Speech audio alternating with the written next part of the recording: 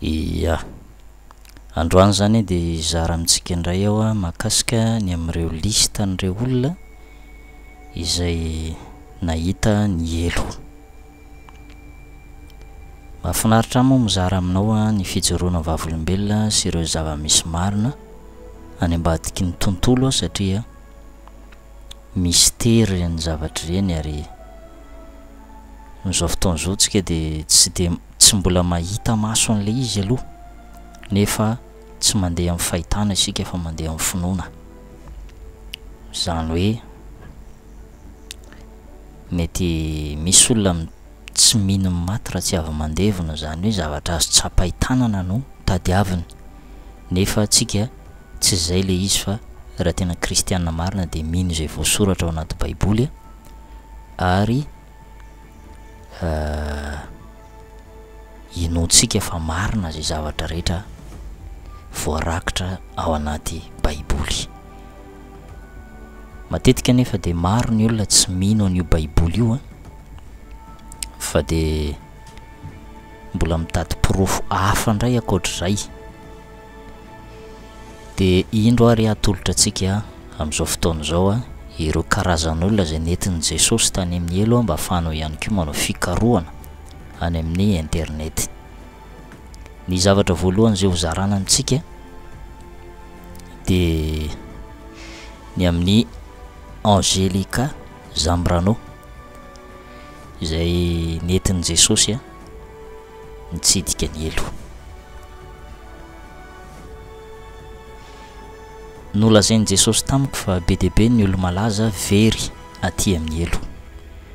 Ohatra amin'izany i Michael Jackson, nalaza de nalaza izy teto amin'izao tontolo izao saingy satanista, nanao fifanarahana tamin'ny devoly. Izany no nahazahoan'ny mpankafy marobe nanaraka azy teto amin'izao tontolo izao. Hitako very any amin'ny elo izy, mikikika mafy ao anaty afo izy. Milaza aminao aho fa na iza miaino, mihirana mankafy ny hirany de miazakazaka mankany amin'ny elo izy. Manarak'izay Brani Duyan, ity lehilahy ity ihany koa de nentin'i Jesosy nitsidika ny elo.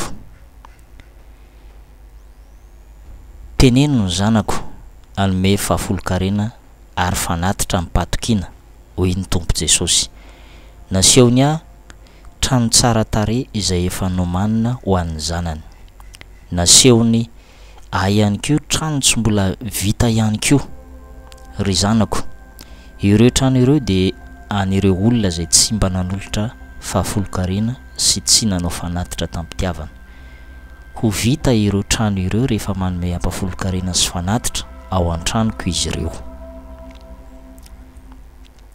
Fabiola, ny mpanota de mbola afaka miala amin'ny ratsy fanaony raha mbola eto ambonin'ny tany. Ka raha vonina ianao de sokafo ny fonao, manetre tena, mandole eo apototry ny hazo fijaliana, mibeba, mifona antsoy Jesosy Kristy. Raha kristianina ianao ka tianao ho any an-danitra de aza mijoro amin'ny pastera na ny fiangonana fa mijoro amin'ny tenin'Andriamanitra de Jesosy Kristy zany. Vakio ny baiboly mamela ny elok'ireo olona nanao anananao alahelo manaova ny sitrapon'Andriamanitra. John Bunyan, nandany ny andronao tamin'ny fanarahana ny ota ianao ary niosina tamin'ny falotonao de andeha ho any an-danitra ve ianao rehefa maty? Tsy ny olona very saina ihany ve no hihevitra izany ho mety? Tsia.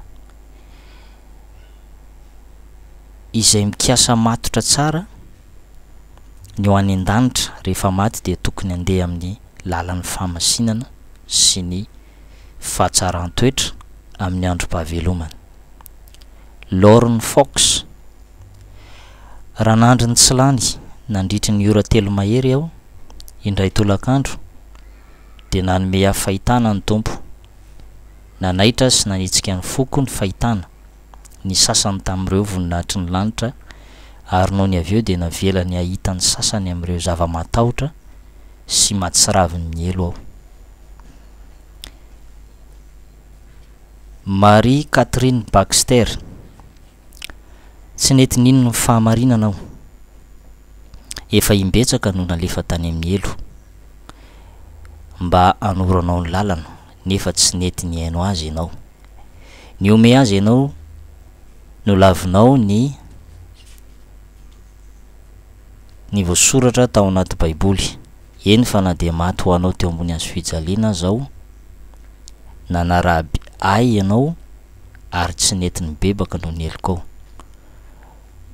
Nomeny ndraiky fotoana mety imbetsaka ianao mba ahafahanao ho voavonjy.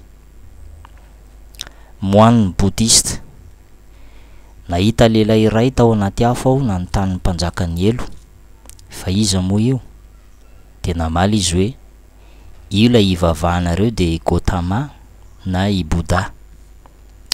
Gaga be aho nahita ny Gautama any amin'ny afo be. Tsy nino aho ary niteny hoe Gautama de olona tsara toetra. Nahoana izy no aty amin'ny afo be?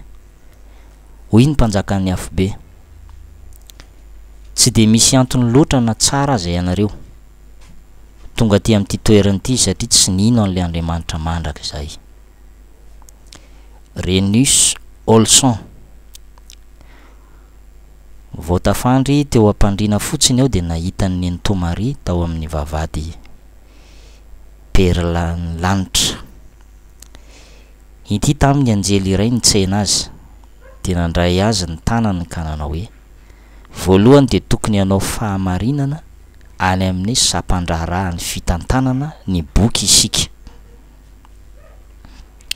Révérend Park Yong Gui, nametraka fanontaniana 5 tampoky ny tompo. Firy ny fotoana laninao namakina ny tenin'Andriamanitra? Faharoa, firy ny fanatitra efa nomenao? Fahatelo, impiry ianao zao no efa nitory tamin'ny olona? Faefatra, ara-dalàna tsara ve ny fandoavanao ny ampafolo-karena? Fahadimy, firy ny fotoana laninao ny ivavahana? Seneca Sodi, fijoroana vavolombelona nataon'ny lehilahy iray nitoetra 7 andro tao amin'ny fanjakan'ny lanitra. Efajoro ny tanàna, mitovy ny halavany sy ny sakany. Ny avony koa de mitovy refy amin'ny sakany sy ny halavany. Mitovy amin'ny cuba lehibe iray izay mirefy 2 alina sy 1 hetsy stadio ny tanàna. Tanora Colombiana 7, ny 12 aprily 577 de nentin'i Jesosy tompony tsidika ny elo izy ireo. Hitany tao avokoa ireo mpijangajanga, mpanaraby ny fivavahana, mpisotro toka, ny homosexuel, ny mpangalatra, ny mpandiany zao tontolo zao. Vehivavy Wesleyanina iray, maro tamin'ireo olom-patany tety atany no fantariny tao anatin'ilay toeram-pijaliana. Eny fa na de ireo zay no heverina ho kristianina aza. Tany ny andriambavy sy ny mpiasa tany, ny manan-karena sy ny manitra, ny nianatra sy ny tsy nianatra, ny aran-jaly tao anatin'ny afo matahotra sy tsy azo vonoina zay ny faranany maro boninahitra sy ny fahambonian'ny tany rehetra mandrakizay. Victoria Nehale, vehivavy namibianina iray nanehoan'ny tompo zavatra ara-panahy maro, na de mahatonga fanahan-tapitrisany ho an'ny tompo aza isika de mety ho lasa any amin'ny elo raha vao manao zavatra mampalahelo ny fanahy masina. Tsy natao hikarakara ny fanahy ny hafa ihany isika fa natao hihevitra ny fanahintsika ihany koa. Villa Lobos, ilay mpamono'olona portorikanina iray nahita ny elo. Nidaboka mba hatory izy tamin'ny toerana anankiray de nentin'ny anjelo any an-danitra. Afanatazana ilay tanàna tsara tarehy izy, avy eo avy teo ambavady ka nahita ireo vahoaka sambatra sy ny fiadanam-be izay nanjaka tany. Yves, hoentoka ao an-tranony indray ianao ry Yves, hoy Jesosy. Natsapa izy fa lasa ny akanjo fotsy mirebareba ary nisy sari-boninahitra volamena iray nipetraka teo ambony lohany. Ary ny lalana makany amin'ny fiandrianany iray de vatosoa tsara tarehy avokoa. hitako ilay seza fiandianany ray izay volamena ihany koa, nipetraka teo ambonin'io seza io izy, manjelanjelatra be ny lohany, tsy hay nojerena izany fa ny tongony no hitako. Darana ny menantsika tamin'ity an'ity fa mbola afaka mikaroko tsika mba hampitombo ny finoantsika, zay ihany moa ny tena tanjona mba hitombon'ny va ananantsika antoka ny amin'ny fiainana mandrakizay. Tena tokony ho azonao antoka tsara mihitsy fa ho any an-danitra ianao raha nahazo antoka. Ohatra ny mpianatra anankiray izay nianatra de mahazo antoka tsara izy rehefa nanao ny examen satria nianatra lesona, fa ho afam-panadinana. De tahaka zany koa tsika ry havana, tsika kristianina mpanaradian'ny tompo, rehefa miaina araka ny sitrapon'Andriamanitra tsara ianao araka ny Matitoko 7:20 manao hoe tsy zay manao amiko hoe tomboko niditra ny fanjakan'ny lanitra fa zay manao ny sitrapony raiko zay any an-danitra. Rehefa azonao antoka tsara fa manao ny sitrapon'Andriamanitra ianao de tahaka an'ilay mpianatra zay nianatra lesona tsara, niatrika examen de azo antoka fa ho afam-panadinana.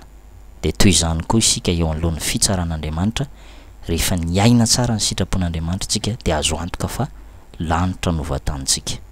Amin'ny anaran'i Jesosy. Amen.